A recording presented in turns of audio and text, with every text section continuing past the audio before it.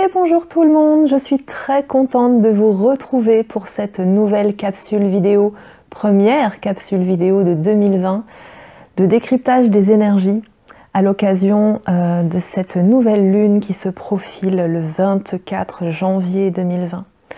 Alors j'espère que tout le monde a passé de bonnes fêtes de fin d'année, que tout le monde a bien commencé, bien débuté cette année 2020, même si j'ai entendu dire ici et là que décidément ça n'avait pas été si facile que ça, j'en conviens. Les énergies étaient puissantes, on a passé des grands vortex de lumière pour le meilleur, mais le passage est toujours un petit peu compliqué.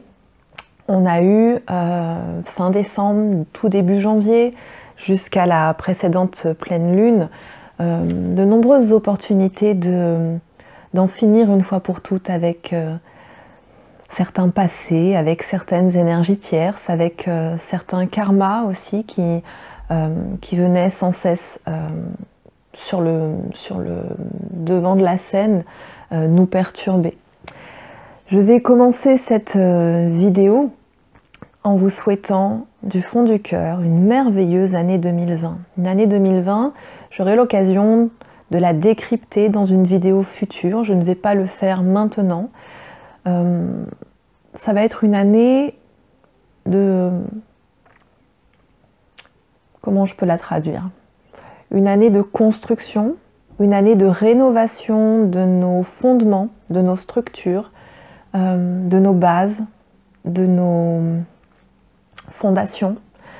C'est une année qui démarre un nouveau cycle. Ce que nous allons semer, planter cette année aura des conséquences durables. Nous allons enfin pouvoir ancrer solidement dans la matière nos projets. Et justement, ça commence là maintenant, dans cette énergie de nouvelle lune qui arrive. Donc 2020, on peut dire que c'est une année en numérologie 4, mais avec 2 fois 20. 20 dans les tarots, c'est la carte du jugement, c'est l'appel, c'est la renaissance, c'est la mission. Et c'est également un petit rappel à l'ordre, la nécessité de s'aligner en profondeur dans toutes les sphères de notre vie, profondément avec notre projet d'âme, notre mission de vie, et profondément avec nos valeurs, et avec ce que nous sommes et ce que nous vibrons. Le 24 janvier 2020, nous aurons une nouvelle lune qui entame donc un nouveau cycle lunaire. Ce sera également l'opportunité de célébrer le nouvel an lunaire chinois qui va ouvrir cette année l'année du rat de métal yang. Donc ça va être une année assez complexe, assez rebelle, assez instable et c'est là qu'on va avoir beaucoup de travail, c'est-à-dire qu'on nous demande de solidifier nos constructions, solidifier nos fondations sur une terre qui est profondément instable. Et la Terre elle-même, la planète, va être profondément instable toute cette année. On le voit depuis un certain nombre de mois. Les événements climatiques, tous ces épiphénomènes climatiques, géologiques, météorologiques, s'enchaînent de plus en plus rapidement à différents points de la planète. Il n'y a plus aucun répit entre deux événements. Ça va s'intensifier, ça va frapper de plus en plus fort. Alors, il faut le voir plutôt comme quelque chose de positif, parce qu'à chaque fois qu'on a des événements comme cela, il y a toujours un aspect positif derrière. Il faut le voir comme une libération, ce que la Terre libère, nous le libérons également. Je prends un exemple de ce qui se produit là actuellement en Australie avec ces grands incendies. Alors c'est effectivement quelque chose de souffrant, c'est un peu douloureux de voir toutes ces images d'animaux blessés, les animaux brûlés. On perçoit leur souffrance, donc on ne peut qu'envoyer toute notre lumière, toute notre compassion. Et en même temps, cet événement, il a quelque chose d'extrêmement positif parce que l'Australie est un des rares pays à ne pas avoir encore débuté la mise en place d'une politique axé sur le développement durable. Et donc, cet événement, cet épisode, montre au gouvernement de cet État que ça devient indispensable, qu'on ne peut plus avancer sans prendre davantage en considération la protection environnementale, la protection du vivant. Donc voilà, ça va être un nouveau cycle vraiment dans beaucoup de domaines, avec beaucoup d'épisodes climatiques, avec beaucoup d'instabilité, beaucoup d'irritabilité, beaucoup de rébellion. Ce que j'ai noté d'intéressant par rapport à cette nouvelle année qui commence, c'est que en Chine, ça correspond à l'année 4718. Si on additionne tous les chiffres individuellement de cette date de l'année, on tombe sur le nombre 20. Donc c'est-à-dire que, y compris pour les Chinois, ils vont également avoir à travailler autour de cette vibration du nombre 20. Alors avant de démarrer très spécifiquement vraiment ces énergies qu'on traverse là, un petit flashback sur ce qu'on a traversé récemment. Donc on a eu cette phase d'éclipse entre la dernière nouvelle lune et la dernière pleine lune, nouvelle lune du 26 décembre il me semble, et pleine lune, ou c'est l'inverse, pardon, non si, et pleine lune du 10 janvier. Ça c'était vraiment des portails qui nous ont permis de lâcher des choses, donc il y a eu pas mal d'affrontements, de confrontations, on a ressenti beaucoup de tristesse, beaucoup de nervosité, beaucoup de peur aussi qui sont ressorties. Pour ma part, j'ai ressenti plus de colère que de peur. Et puis, aux alentours de la dernière pleine lune, en fait, comme un apaisement. Alors, j'ai bien observé que l'apaisement n'était pas présent pour tout le monde. Alors, je pense que ça dépend aussi des aspects que l'on a dans son propre thème astrologique natal, de la manière dont on vit les choses. Ça dépend aussi de ce que l'on a déjà traité et laissé derrière soi. Pour chaque personne, c'est très variable et ça dépend également des sujets avec lesquels on a à travailler. Il y a des sujets plus lourds que d'autres. Pas mal de mouvements également de la fréquence de la résonance Schumann. Ça, je dirais que ça fait partie désormais de notre quotidien, qu'il ne faut pas s'y attacher plus que ça. Mais en tout cas, ce que ça a produit, pour beaucoup d'entre nous, c'est que ça nous a placés comme dans une espèce de bulle, comme un besoin impérieux de s'intérioriser, ou au-delà de s'intérioriser, de vraiment être un peu comme reclus chez soi. Alors, ce qui n'est pas forcément évident, parce qu'on est dans une période sociale où il y a beaucoup d'échanges, on est dans l'échange des vœux, la galette, le partage, et en même temps, j'ai bien ressenti tout autour que personne n'avait vraiment envie d'être dans cette convivialité-là, ou en tout cas d'être dans une convivialité beaucoup plus intimiste, beaucoup plus fermée.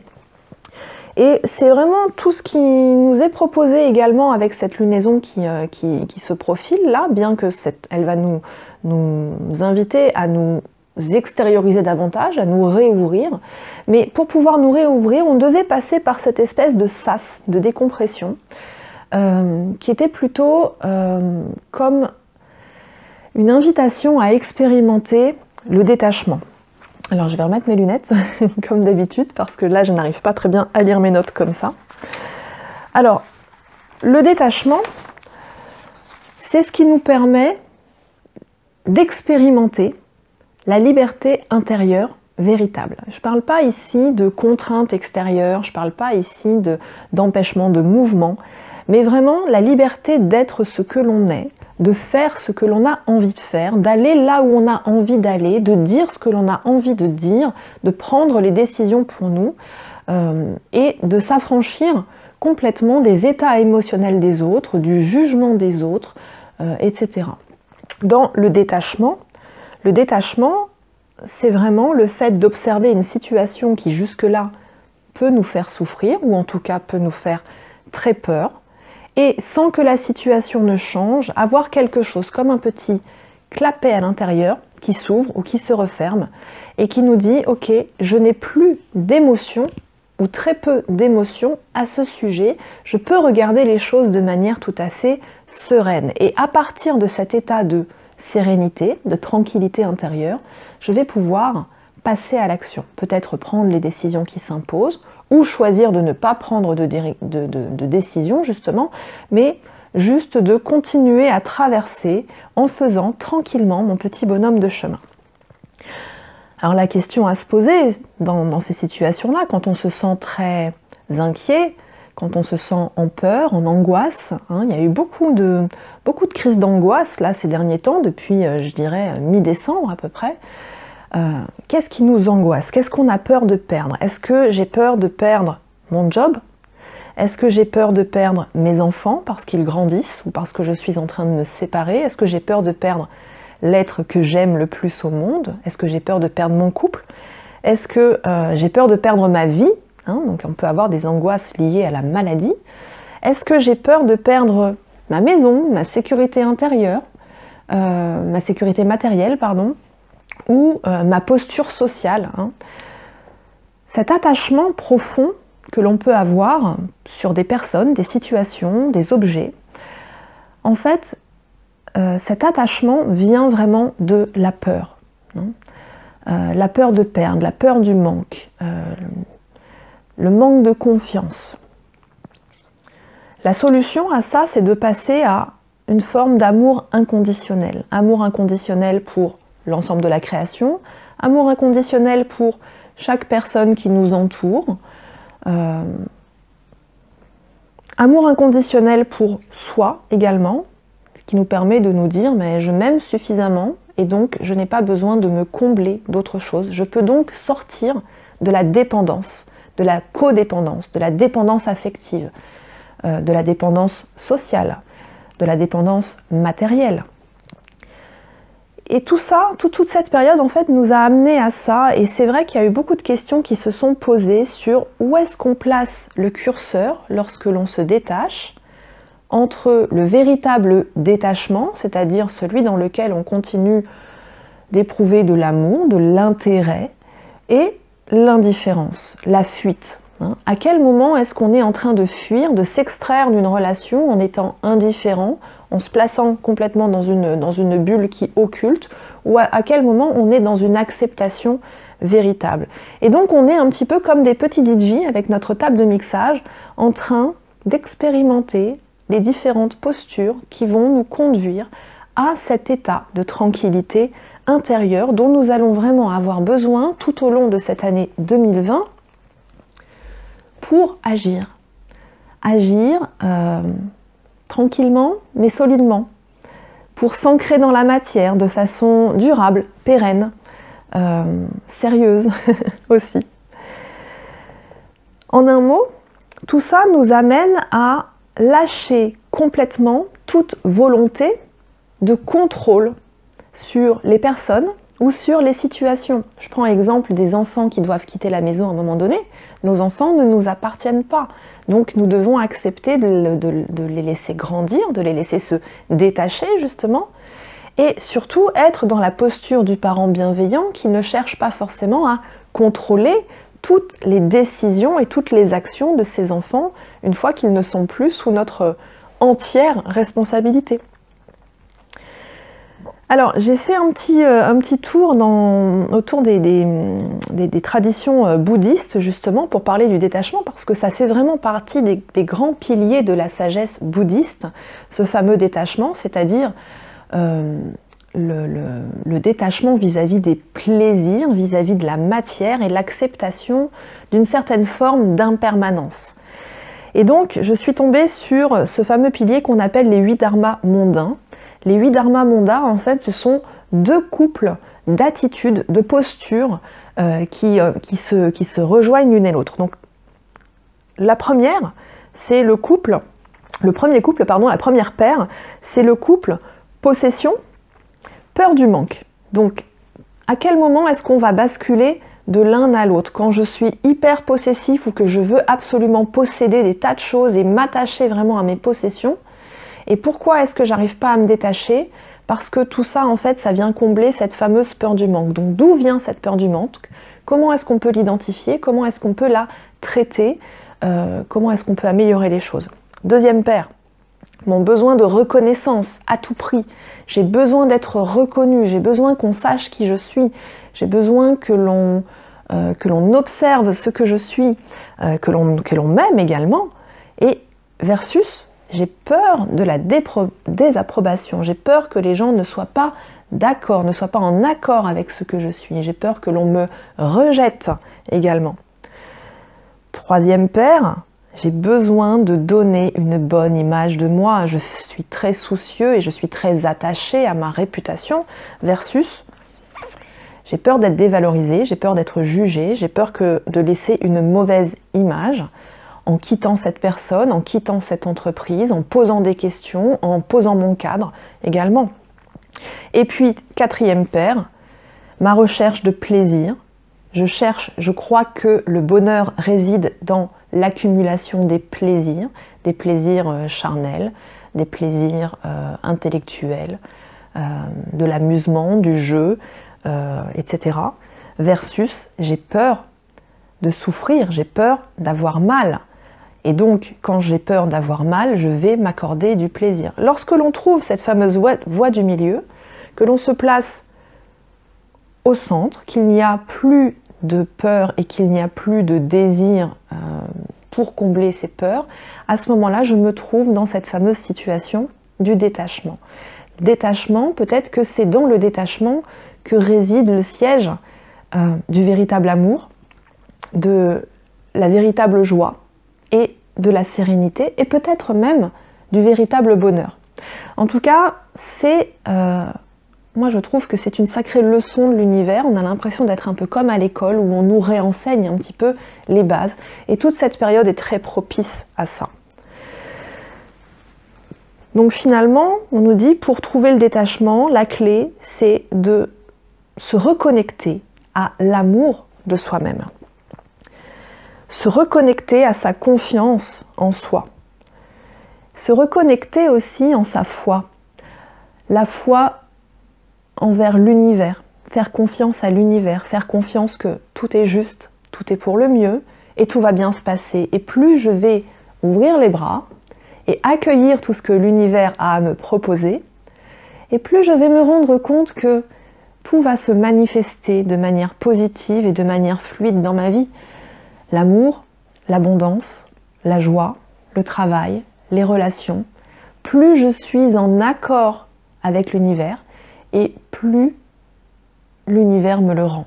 Reprenons par exemple ce fameux passage de Moïse dans le désert quand Dieu accorde la manne.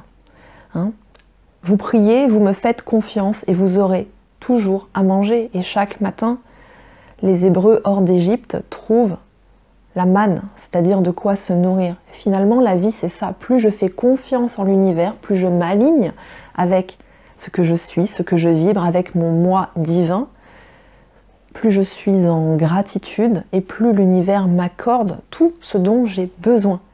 Et même mieux et même plus. Ça nous demande aussi, être en amour de soi, d'être vraiment clairement convaincu que nous méritons vraiment d'avoir ce que nous voulons.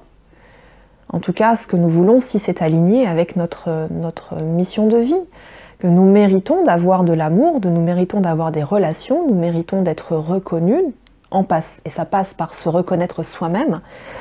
Nous méritons peut-être mieux, ou peut-être nous méritons autre chose que ce que nous avons là maintenant. Mais en tout cas, être convaincu de notre propre valeur. Il n'y a aucun être humain sur cette terre qui ne mérite pas. Et dernière étape, comment passer au détachement? Comment faire cette expérience du détachement? Eh bien, c'est justement de se détacher des résultats. Se détacher, se libérer littéralement de nos attentes. Lorsque je ne suis plus en train d'attendre quelque chose, à ce moment-là, d'abord, j'arrête de placer mon énergie, mon intention, j'arrête de bloquer l'énergie. Donc j'arrête d'envoyer une énergie de manque et je permets que tout se fasse.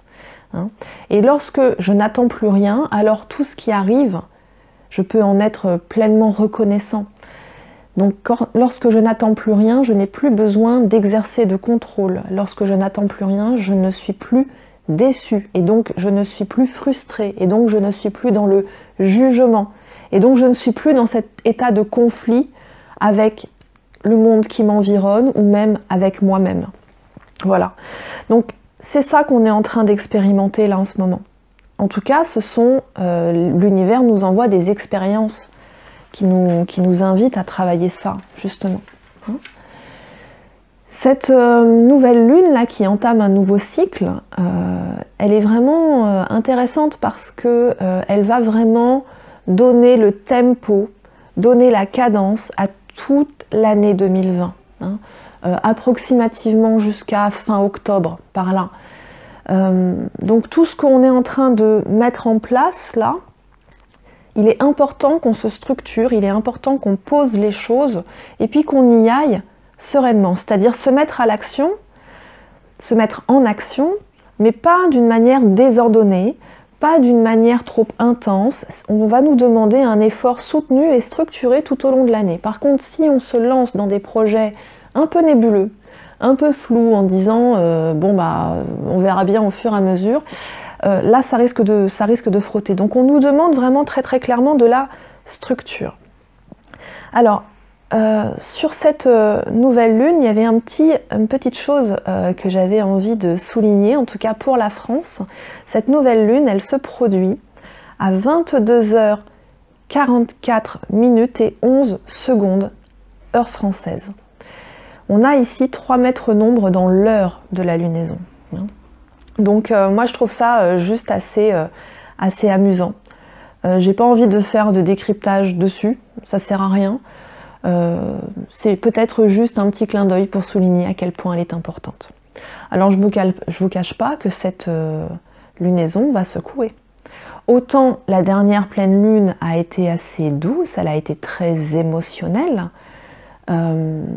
Moi j'ai trouvé qu'elle avait apporté une certaine paix, beaucoup de créativité, beaucoup de tendresse, beaucoup de douceur, beaucoup d'intuition aussi.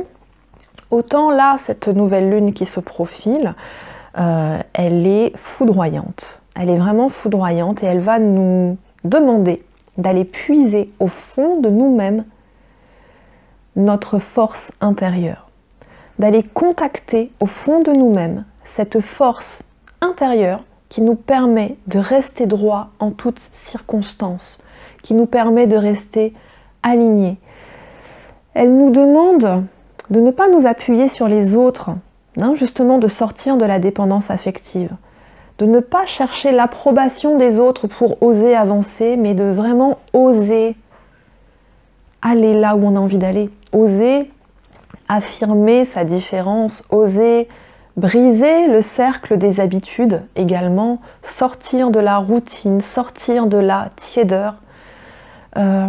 Cette fameuse tiédeur dans laquelle on se trouve, on se situe depuis quelques semaines, depuis quelques mois, je dirais, il y a une espèce de tiédeur morale depuis les derniers passages d'éclipse du mois d'août, juillet-août 2019, où, je sais pas, il y avait cette espèce d'énergie un peu cotonneuse, j'y vais pas, je sais, oui mais je sais pas. Je vais bien, mais en même temps ça va pas bien, puis j'ose pas, puis du coup j'agis, mais j'agis petit, et puis là en fait, là clairement c'est fou, comme un coup de sabre qui dit stop, maintenant c'est on y va, hein, on y va vraiment, et on y va avec éclat, on y va avec beaucoup de force. Il va y avoir des accès de colère, hein, il risque d'y avoir des affrontements, il risque d'y avoir des mots jetés comme ça au visage des gens parce que trop de choses sont dans la cocotte minute et prêtes à exploser. Donc on peut avoir ce côté un peu explosif. En même temps, on peut avoir des surprises, des bonnes surprises, hein, plutôt des révélations très lumineuses avec ça. Et puis surtout, on va contacter énormément d'énergie, énormément de force en nous pour avancer dans nos projets. Quand on s'appuie comme ça sur sa propre force, on trouve des ressources vraiment insoupçonnées, hein. C'est-à-dire qu'on va prendre contact aussi avec ses potentiels, hein, puisque 2020 va vraiment nous demander d'aller vers notre mission, de nous aligner sur notre mission de vie. Il y a beaucoup de gens qui se disent « mais j'en suis pas capable, moi. D'abord, je suis pas capable de trouver ma mission de vie. » En fait, tout le monde est capable de le faire. Et puis si vous n'y arrivez pas, faites-vous aider, hein, faites appel aux guidances, hein, on peut vous aider là-dessus. Et puis, si ça vous paraît trop grand, dites-vous toujours qu'il y a toujours moyen, si on vous a donné cette mission, c'est forcément qu'il y a des ressources intérieures. Peut-être que vous n'avez pas encore touché du doigt. Hein. Donc, on va aller chercher ça là. On va vraiment s'appuyer sur ses propres ressources, sur ses talents aussi, des talents qu'on n'avait pas forcément exploités, et on se rend compte avec cette énergie en ce moment que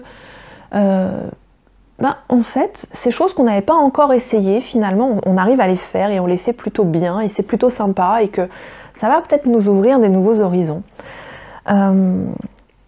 Avec cette nouvelle lune, il y a quelque chose qui est vraiment de l'ordre de la responsabilité qui vient.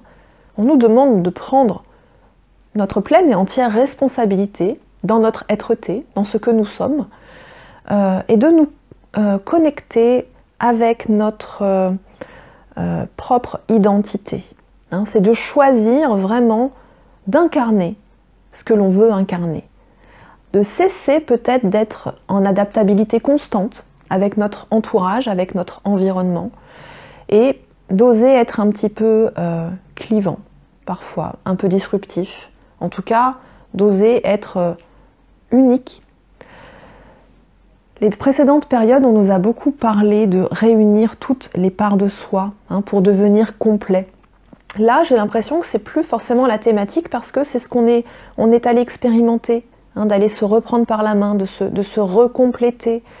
Moi, par exemple, au cours des précédentes semaines, là, eh bien, j'ai passé énormément de temps à refaire des activités que j'avais un petit peu délaissées parce que moins de temps, parce que très concentrée sur mon entourage.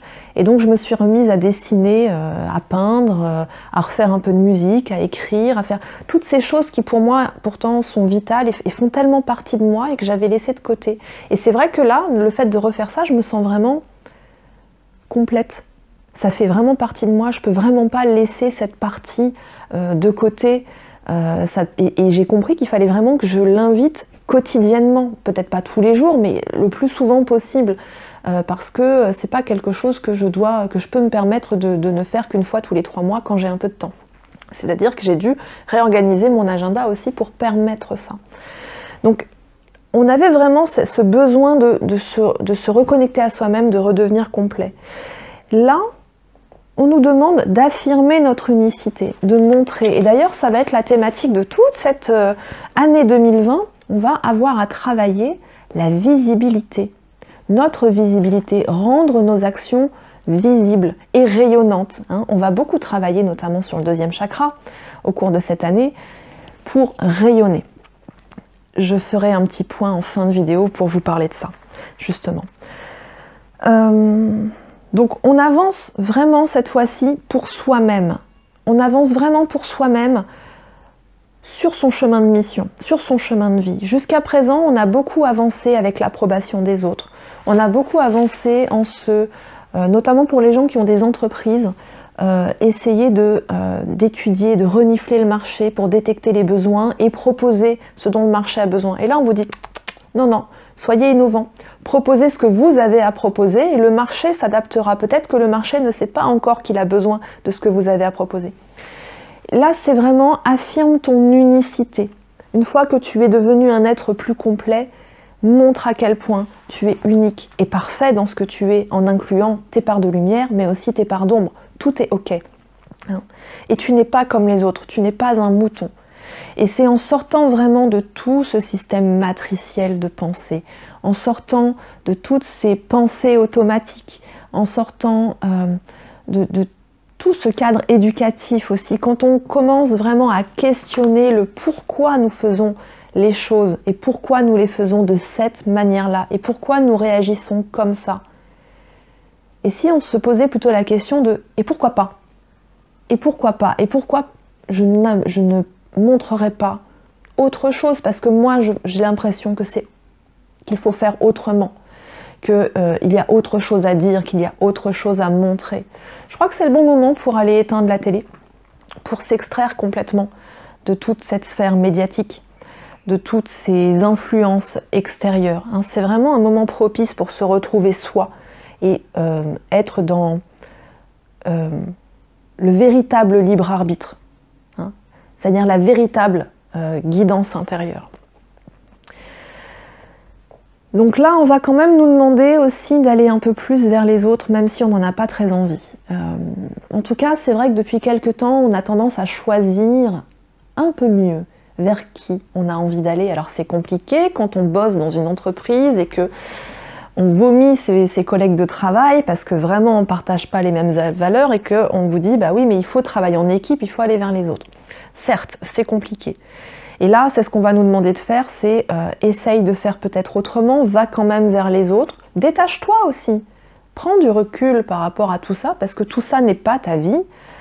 Ta vie, elle est ailleurs. Et peut-être que si tu oses affirmer justement qui tu es, ton unicité, ta manière de voir, ta manière de penser, peut-être à ce moment-là que ça va inspirer, ça va infuser, ça va essaimer des ondes différentes qui vont conduire tes collègues à se comporter autrement, à avoir des éclairs de lucidité, à avoir des prises de conscience également.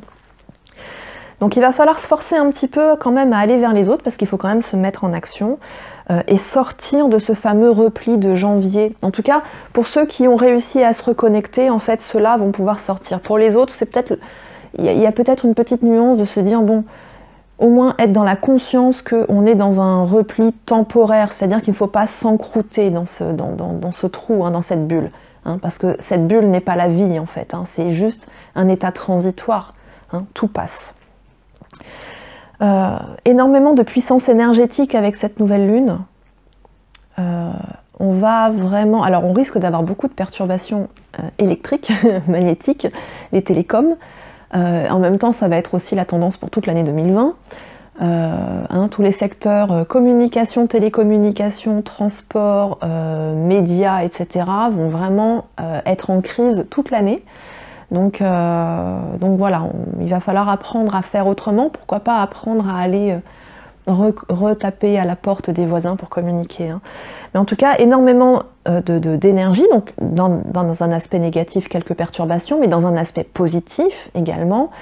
Je pense que nous, les énergéticiens, on va pouvoir dégager encore plus de puissance, en fait. Il y a encore plus de puissance disponible pour les soins, donc mais je suis bien curieuse de voir comment ça va évoluer tout au long de l'année 2020 sur les pratiques énergétiques, hein, parce qu'on sent qu'il y a vraiment des choses qui sont en train de s'ouvrir et sur l'énergétique et sur la guidance. À noter également que sur tout ce qui est de l'ordre des pratiques de médecine alternative, de médecine holistique, ou en tout cas de soins et d'accompagnement, ça va vraiment se déployer très fortement au cours de l'année 2020 et qu'on va être amené à travailler de plus en plus avec la médecine traditionnelle, la médecine allopathique, hein. Voilà, en association. Donc en tout cas, on va vraiment voir des manifestations énergétiques très intenses. Donc s'il y a un peu la tête qui tourne, les mains qui picotent, bon, pas d'inquiétude, c'est normal, hein, et c'est aussi pour pouvoir secouer. En fait, ce qu'on nous dit avec cette nouvelle lune, c'est que on va être comme secoué dans notre structure, de manière à ce que tout se mette en bazar et se réagence, et de manière aussi à ce qu'on puisse laisser tomber toutes les poussières énergétiques qui sont accrochées, les parasites. C'est le bon moment pour aller se faire déparasiter. Très amusant d'ailleurs depuis le début d'année, là depuis 15 jours, les thématiques de travail qui se succèdent sont toutes très similaires. J'ai fait beaucoup de nettoyage sur l'estomac, le ventre d'une manière générale, le foie, la rate, etc. Avec énormément de parasitage. Alors les petits parasites énergétiques, pas des choses très graves, mais enfin bon, voilà, un petit peu embêtant. Et beaucoup de libération émotionnelle également. Mais des fois des mémoires stockées dans le ventre depuis des années et des années, voire pour certaines personnes depuis les premières heures de vie. Hein. On revient sur, je ne vais pas parler de rebirth parce que ça c'est une technique à part entière, mais parfois dans certains soins on a ce truc de pouvoir revivre les conditions de la naissance et d'entamer un dialogue avec l'âme à cette période-là, hein, quand on passe en quantique, on peut faire ça et c'est très intéressant. Et donc beaucoup de nettoyage justement, de déparasitage émotionnel, hein, depuis le début de l'année. Donc en fait, voilà, on va nous secouer pour pouvoir libérer les poussières énergétiques. C'est un petit peu comme ceux qui font de la photo, pour ceux qui connaissent. Dans les objectifs des appareils photo numériques, les réflexes, on a une petite fonction en fait, un petit bouton de dépoussiérage en fait. Et ce petit bouton, quand on l'active, fait vibrer l'objectif. Et avec les vibrations, en fait, ça secoue et ça fait tomber toutes les poussières qui peuvent être coincées dans l'objectif. Et bien là, c'est ça qu'on va vivre. Donc accrochez-vous, parce que ça va secouer, et ça va secouer assez fortement, mais pour le meilleur, hein, vraiment pour des choses vraiment très très belles, pour nous permettre justement de pouvoir activer toute notre puissance et toutes nos bonnes énergies pour 2020. Quoi d'autre? Donc on va avoir besoin de poser avec cette lunaison des actions très très très concrètes dans la matière, des petites actions les unes avec les autres ou des plus grosses actions, mais c'est vraiment là, ça y est, on nous dit c'est le démarrage, on commence là, hein, c'est fini le temps de la peur, c'est derrière, c'est fini le temps de trop de réflexion, ou en tout cas ces réflexions, il faut vraiment prendre le temps de les ancrer petit à petit. Période, encore une fois, gros avertissement sur la période, on va vous demander de faire un effort de centrage. Je ne parle pas uniquement d'ancrage, hein, je parle vraiment de centrage, c'est-à-dire arrêter de placer toute son énergie à l'extérieur. Hein. On revient avec cette notion de détachement. On arrête de placer son énergie à l'extérieur, on arrête de placer son énergie chez son autre. Alors pour les couples sacrés, arrêtez de focaliser sur votre autre, concentrez-vous sur vous. Parce que l'autre, de toute façon, vous ne pouvez pas contrôler ce qu'il fait, ce qu'il vit, comment il s'éveille, comment il avance. On n'y peut rien, donc on sort complètement de toute forme d'attente. Et on vous dit, pour l'instant, concentre-toi sur ton jardin à toi. Centre-toi sur tes besoins, tes envies, tes désirs, ce que tu as à guérir, ce que tu as à soigner, ce que tu as à développer. Et concernant cette fameuse mission de vie, je voudrais vraiment faire un petit focus très important parce que je suis vraiment lassée d'entendre toujours la même chose. Hein, parce qu'il y a des grands mythes avec cette notion de flamme jumelle. Hein, on vous a raconté tellement de choses que finalement ça cristallise un espèce de cadre, mais qui est pas juste en réalité. Où on vous dit les flammes jumelles, alors surtout les flammes jumelles universelles, ont une mission de vie commune. Une mission d'âme commune. Oui, c'est vrai. Ça, on ne va pas se le cacher. Seulement, on vous donnera votre mission qu'à partir du moment où vous aurez suffisamment avancé dans votre parcours et que vous serez deux et disposés à avancer à deux vraiment dans la matière, dans cette association dans la matière, donc c'est-à-dire sur le chemin de la fusion. Là, on vous donnera votre mission de vie. Ne commencez pas à projeter des choses en vous disant bon, j'ai tel potentiel, il a tel potentiel, donc ça pourrait faire ça, donc je vais lancer mon entreprise ou je vais lancer mon activité, mais en même temps je sens que je peux pas la développer tant qu'il ou elle n'est pas là. Alors on arrête ça tout de suite, ça c'est du délire et ça c'est du fantasme. Vous avez envie de monter votre entreprise, de faire un projet, de déménager ou quoi que ce soit, votre autre n'a rien à voir là-dedans. N'attendez pas après lui ou après elle. Ça, c'est votre projet à vous, c'est votre mission de vie à vous, lui et elle à la sienne. Et ce n'est qu'une fois que vous aurez concrétisé davantage votre mission de vie que vous pourrez avancer sur votre cheminement de couple sacré. Pas avant. Donc pour l'instant, vous faites les choses pour vous. Si vous attendez de déménager, n'attendez pas que l'autre déménage avec vous. Ouais, je sais, je suis au courant. Déménager pour vous-même. Je rigole parce que je viens de me prendre une petite remarque de mon guide qui me dit bah, ce serait bien que tu réécoutes ta vidéo tout à l'heure parce que c'est effectivement la situation dans laquelle je me trouve également. Donc voilà, c'est pas parce qu'on doit faire des projets à deux qu'il faut toujours être en attente de l'autre. Hein. Donc là, pour l'instant, les flammes jumelles, on vous dit occupe-toi de ta pomme. Et c'est déjà bien suffisant. Et c'est déjà bien. Hein, on est vraiment dans cette énergie d'individuation, de centrage sur soi. Arrête de t'occuper de ce que fait l'autre, ça lui appartient, c'est son jardin. Quand toi tu as un jardin avec ta maison, t'es pas tout le temps en train de regarder comment est-ce que l'autre cultive son jardin, où est-ce qu'il a mis ses plantes, c'est chez lui. Tu vas pas commencer à aller lui dire ce qu'il doit faire, etc. Hein, la seule chose qu'on peut lui demander, c'est éventuellement de désherber un petit peu ou de couper ce qui vient dépasser dans notre jardin à nous. À condition, sauf si on estime que ça peut être intéressant que le voisin déborde chez nous, pour différentes raisons. Si c'est un cerisier et qu'on peut récupérer les cerises, c'est cool aussi. Hein, mais les mauvaises herbes, par contre, on n'en a peut-être pas forcément envie. Les déjections du chien non plus, hein, que son chien aille chier chez lui et pas chez nous. Voilà. Donc c'est pareil pour les flammes jumelles. Hein. Excusez-moi, je vous parle un petit peu crûment, mais en même temps, c'est aussi le meilleur moyen de se faire entendre. Donc voilà. Est-ce que j'oublie quelque chose ? Donc voilà, donc c'est ça. C'est un nouveau départ pour soi-même, avec beaucoup de sobriété, beaucoup de simplicité. Il faut avoir confiance en soi, se purifier encore pour pouvoir avancer et se séparer de tout ce qui va entraver votre mission, votre avancement, votre chemin. Hein. On se déleste de ce qui nous freine. Hein. C'est pas la peine de conserver des énergies tierces négatives dans nos vies. Hein.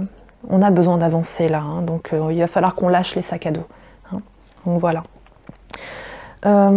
J'avais quelque chose à vous dire sur l'année 20, mais je pense que ça fera l'objet d'une prochaine vidéo. Ah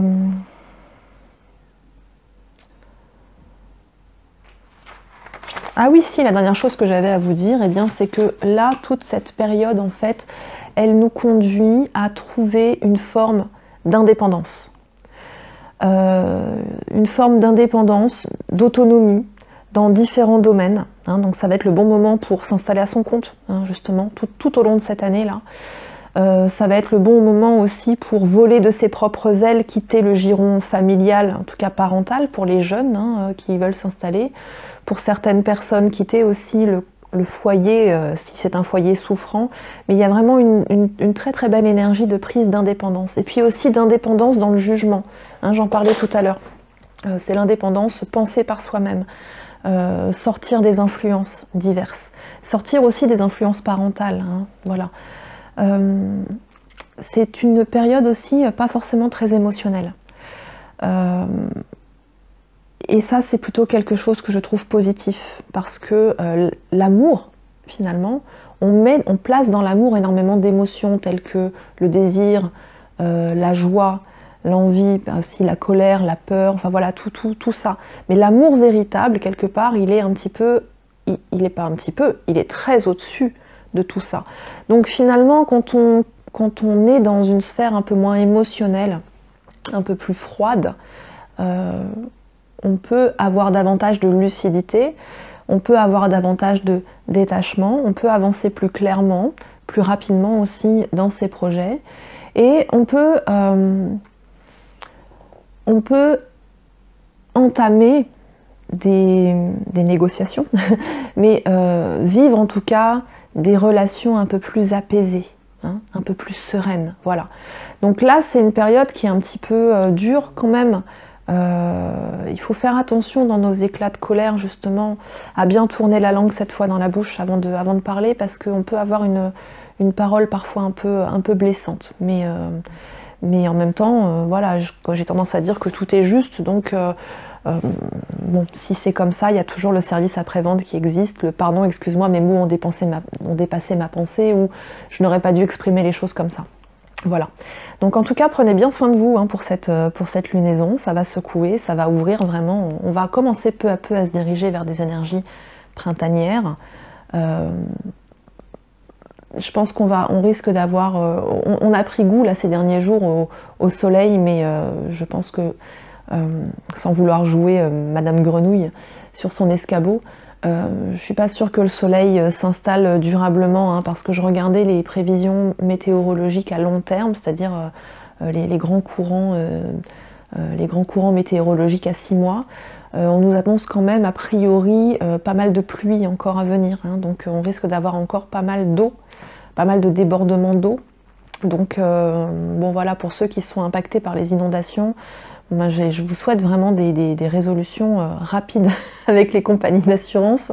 À noter d'ailleurs que tout ce qui est de l'ordre des assurances et des finances est plutôt protégé sur 2020, donc ça devrait bien se passer. En tout cas, prenez soin de vous. Voilà, j'ai terminé avec ce décryptage énergétique. J'espère que ça a été compréhensible pour tout le monde, hein, parce qu'on me dit régulièrement que je m'exprime pas toujours de manière claire, que j'emploie des mots compliqués. Donc bon, je suis désolée, hein, c'est comme ça que je fonctionne.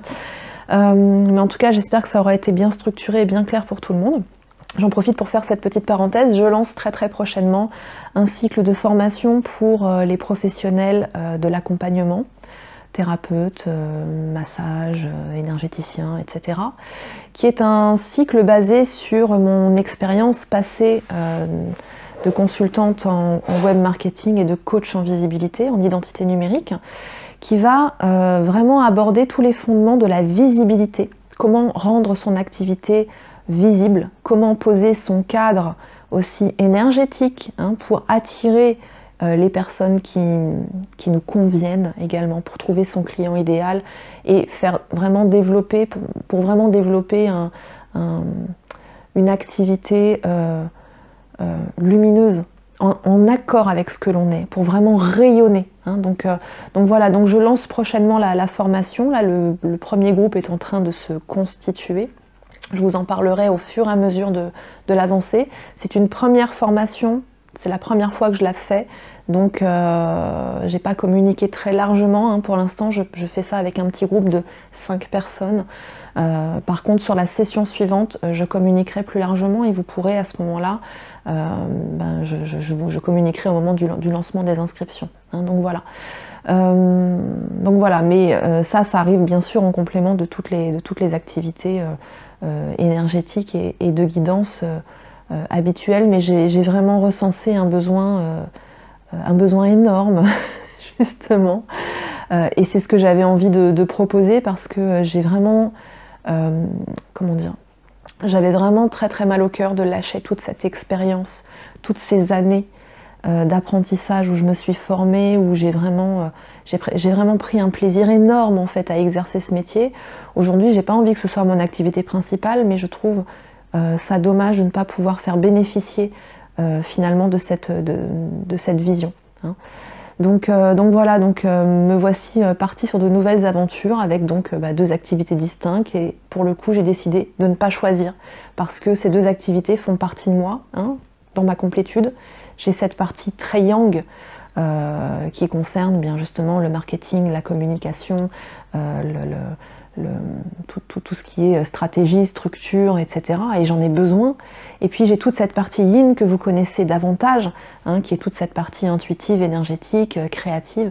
Et en fait là, j'ai vraiment choisi de ne pas choisir et d'intégrer les 2 polarités, les 2 parts dans ma vie, dans ce que je suis, parce que j'ai plus du tout envie de me séparer en 2. Voilà, donc je vous témoigne de ça parce que j'entends aussi dans les consultations des gens qui ont des choix à faire, qui paraissent très cornéliens. Parfois, il n'y a pas de choix à faire, il y a juste un aménagement de ce que l'on sait faire. Et il y a certainement des choses à trouver pour faire fonctionner toutes nos sphères de notre vie, tout ensemble. Donc voilà. Bon, j'ai encore été bavarde, hein. Je vois qu'on est déjà à 48 minutes, donc je vous embrasse très fort. J'avais pensé faire une vidéo de 15 minutes et puis finalement, comme toujours, blablabla. Voilà. Passez une très belle fin de mois de janvier. Je reviens prochainement avec les vidéos. Hein. J'avais commencé un nouveau format en décembre, il n'y a pas de raison que je m'arrête. Donc ça va continuer. Et je vous dis à très bientôt. Ciao, bye bye.